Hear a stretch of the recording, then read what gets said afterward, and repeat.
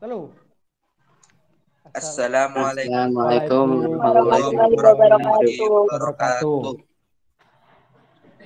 wabarakatuh. Dari kelompok 5 ingin mempresentasikan tentang Akidah Alaq bab 5 berjudul Kisah Teladan Fatimatul Azhara dan Uwais Al-Qarni. Sebelumnya perkenalkan, nama saya Muhammad Ilham Firmansyah, absen 18. Saya Adi Fauzan Mafi dari absen 1. Saya Muhammad Yusuf Handi dari absen 24. Saya Muhammad Gibran Jaban, absen 20. Saya Yusni Dabila dari absen 30. Peta konsep teladan utama Fatimatul Zahra ada tiga, yaitu rendah hati, tata suami, bersahaja. Sedangkan Uwais Al-Qarni memiliki tiga teladan utama, jujur dan dermawan, sederhana, serta mandiri. Keutamaan Fatimatul Zahra. Rasulullah pernah bersabda, Fatimah adalah sebagian daripada aku, barang siapa ragu terhadapnya berarti ragu terhadapku, dan membohonginya adalah membohongiku. Hadis riwayat Bukhari. Rasulullah SAW bersabda kepada Fatimah, tidaklah engkau senang jika engkau jadi penghulu bagi wanita seluruh alam. Hadis riwayat Bukhari. Di lain hadis, Rasulullah SAW juga pernah bersabda, wahai Fatimah, tidaklah Anda puas menjadi sayyidah dari wanita dunia atau menjadi wanita tertinggi dari wanita umat ini atau wanita mukmin. Hadis riwayat Bukhari dan Muslim. Selanjutnya, teladan yang dapat diambil dari Fatimatul Zahra. Pertama, rendah hati. Walaupun ia adalah putri Rasulullah SAW, ia Fatimatul Zahra merasa bahwa dirinya tidak memiliki kelebihan khusus yang membuat dirinya lebih baik atau lebih unggul daripada orang lain. Pada suatu masa datanglah seorang musafir ke hadapan Nabi. Ia meminta bantuan karena kehabisan makanan, ongkos pulang, serta pakaian. Mendengar hal itu, Nabi meminta orang tersebut untuk mendatang Fatimah. Seperti dugaan Nabi, putrinya langsung menyambut musafir tersebut dan memberi kalung, hadiah pernikahan dari sang suami. Fatimah mengatakan, jualah kalung ini, mudah-mudahan harganya cukup untuk memenuhi kebutuhanmu. Singkat cerita, kalung itu berhasil dijual, musafir itu pun terpenuhi kebutuhannya. 2. Taat suami. Kehidupan rumah tangga Fatimah sangatlah sederhana, bahkan sering mengalami kekurangan sehingga beberapa kali harus menggadaikan barang-barang rumah tangga untuk membeli makanan. Suatu saat kerudung Fatimah pernah digadaikan kepada orang Yahudi Madinah untuk memenuhi kebutuhan rumah tangga mereka. Namun demikian, ia tidak melupakan kewajiban pada suaminya dan keluarganya tetap bahagia. Lestari sebagai suami istri sampai akhir hayat. 3. Bersahaja.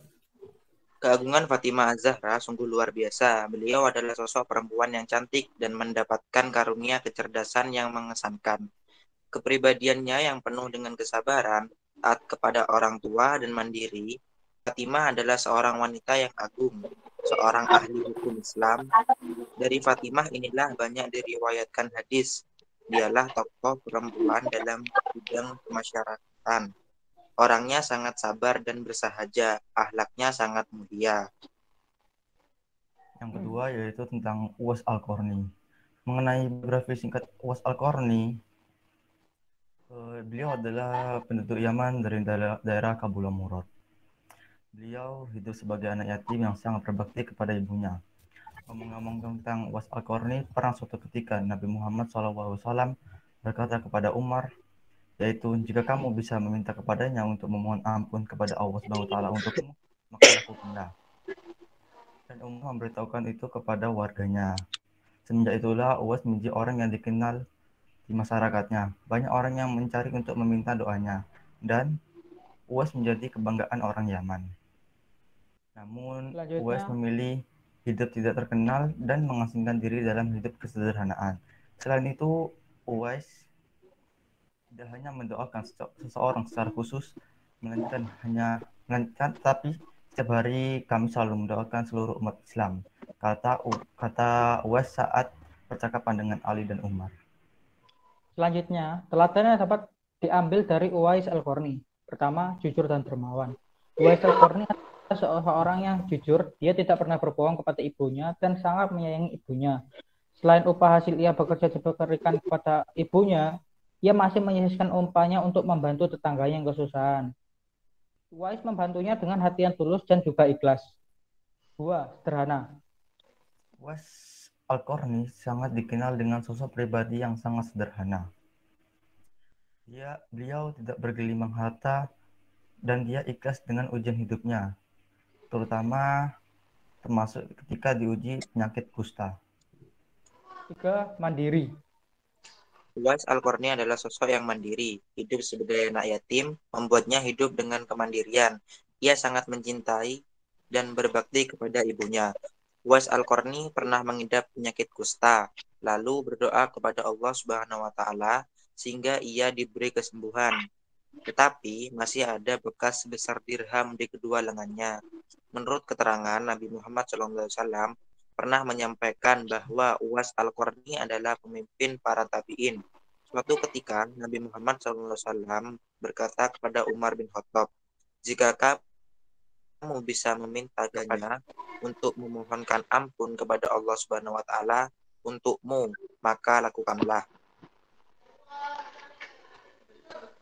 Sekian Sekian dari kami kelompok 5, kurang lebihnya mohon maaf. Mohon maaf. Wassalamualaikum Wassalamualaikum warahmatullahi wabarakatuh.